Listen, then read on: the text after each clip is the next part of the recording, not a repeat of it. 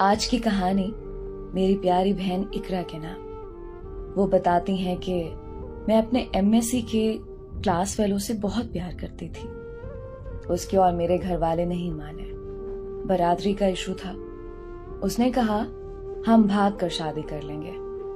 मैंने माँ बाप की इज्जत को रात की तारीकी में खाक में मिलाकर घर से भागकर उसे शादी कर ली। हम अदालत भी नहीं गए। उसके 2 दोस्त थे और एक मौलवी। मेरे 3 भाई बड़े थे, एक छोटा। इकलौती और बड़ी लाडली बहन थी भाइयों की। सबने हमेशा हाथ का छाला बनाकर रखा था। ऐसी आंखों पर पट्टी बंधी कि सब कुछ मिट्टी में मिल गया। मेरे भाई मुझे ढूंढकर कत्ल करना चाहते थे। हम लोग बारास्ता ट्रेन कराची चले गए। मोबाइल नंबर बदलकर रोपोश हो गए। वहां मेरे खामद को एक और लड़की अच्छी लग गई जो उनकी उर्दू स्पीकिंग कोलीग थी। वो बज़ाहिर मुझसे ज्यादा खूबसूरत और बाएतमाद थी, मगर मैं तो उनकी बीवी थी ना। वो मुझसे खफा से रहने लगे। उससे सारी सारी रात चैट करते रहते। मुझसे लड़ते कि मेरी वजह से वो अपने घर और शहर से इतनी दूर जलील हो रहे हैं। उनको अच्छी जॉब न मिली, गुजारा नहीं होता था, तो मैंने जॉब कर ली। वो मुझ पर शक करने लगे। हालात इतने संगीन हुए कि हम एक साथ ना रह सकते थे। मैंने उनसे कहा कि आप आजाद होना चाहते हैं तो हो जाएं। वो वापस पंजाब आ गए और अपने घर वापस चले गए। मैं कहाँ जाती?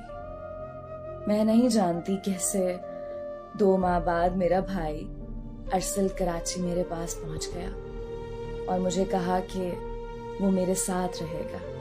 उसको मैंने सब सच बता दिया। वो था तो छोटा, मगर बहुत बड़ा बन गया और मुझे माफ करके गले लगाया।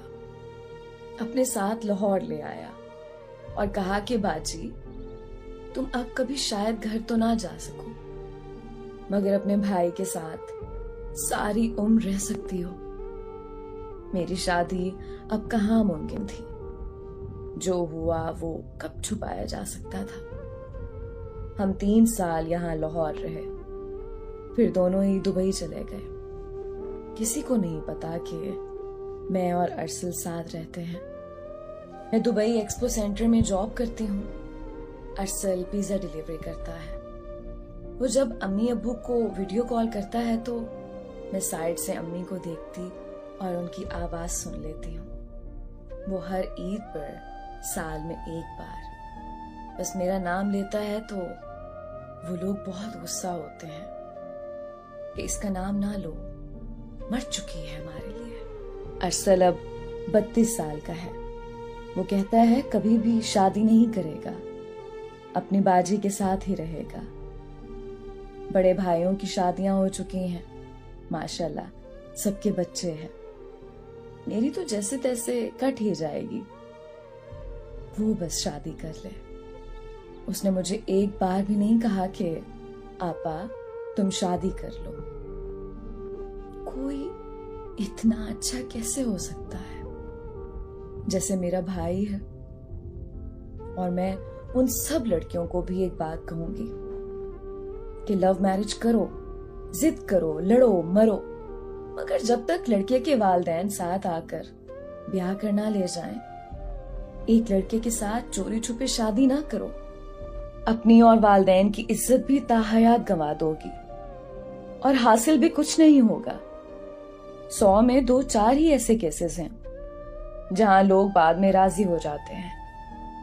नहीं तो लड़कियां कत्ल कर दी जाती हैं या उनके लिए मैके के दरवाजे हमेशा के लिए बंद हो जाते हैं। एक इंसान कभी भी पूरे खानदान का नेमुल बदल नहीं हो सकता। आशिकी के जमाने में ये बातें अक्ल में नहीं आती। घर से जैसे ही पैर बाहर निकलता है, चंद दिन में अक्ल ठिकाने लग जाती है और तब बहुत देर हो चुकी होती है। मेरा भाई मेरे पास ना कराची आया होता, मैं आज शायद गंगूबाई जैसी फाशा होती। भाइयों के हाथों या इस समाज के मर्दों के हाथों मर खप चुकी होती, या न जाने कहां जिंदगी की सांसें पूरी करती, हर रोज जलील हो रही होती। और सबके भाई अरसल जैसे नहीं होते। ऐसे चक्रों में पड़ी अपना वक्त और ज़हनी सुकून बर्बाद करती लड़कियां होश के नाखून लें।